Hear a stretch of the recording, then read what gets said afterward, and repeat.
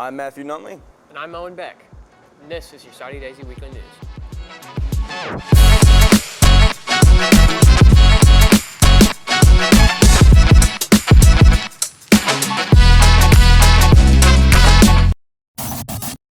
For your school announcements this week, we have parent-teacher conferences tomorrow here after school from 3 to 6 p.m. here at Saudi. And that's all for your school announcements, and now to your local news. Your local news for today.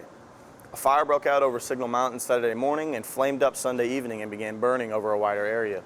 The fire could be seen for miles, and since then it started to creep northward in the direction of Nickajack Road. There's optimism of the fire being containable as it had slowed down for a while but gained momentum again late Sunday night. Hello everyone, my name is Kenny Smith and this is Around the World in 90 Seconds. We have updates on Israel and Hamas. Israel has sent overnight strikes on a Palestinian health center. Over 400 people were killed and over 100 of them were children. Israel has stated that it has made the first operational use of steel sting motor bombs in its ongoing conflict with Hamas. Martin Scorsese's Killer of the Flower Moon has presented the biggest opening for an Apple Studios film.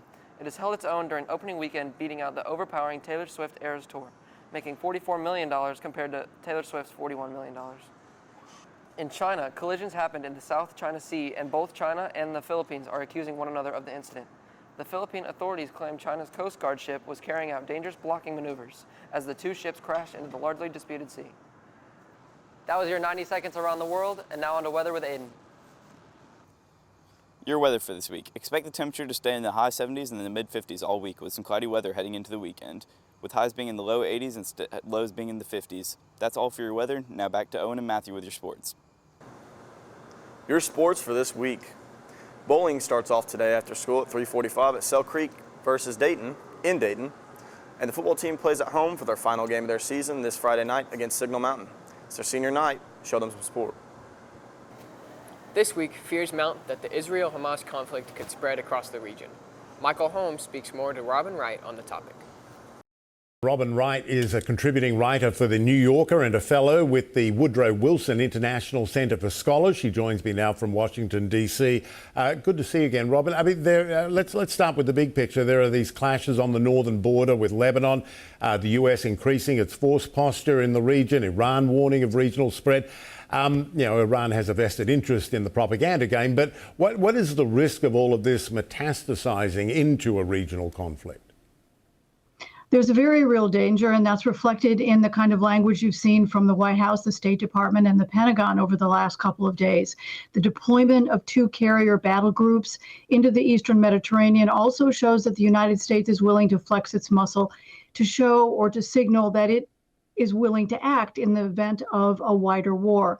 At the moment, the kind of tensions have been playing out among Iran's proxies in targeting, whether it's firing drones and missiles at Israel from Yemen, firing at 2 U.S. Deployments in eastern Syria, a deployment in 2 places in northern Iraq where the United States troops are based, and of course what's happening on the northern border of Israel with the attacks from Iran's biggest proxy, Hezbollah. So there's a real danger that Iran is not just probing, but looking for something bigger.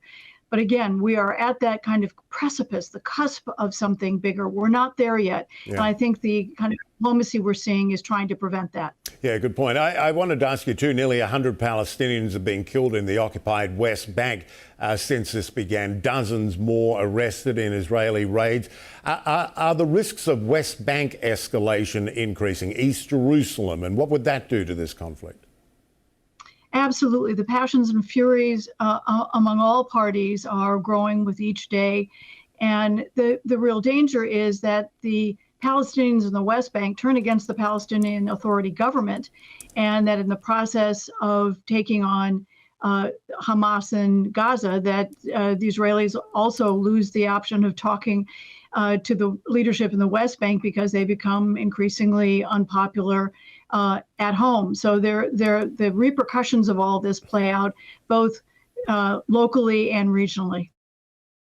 That's all for your Saudi Daisy News. I'm Owen Beck. And I'm Matthew Nunley. And we'll see you next time with more. Forklift certified.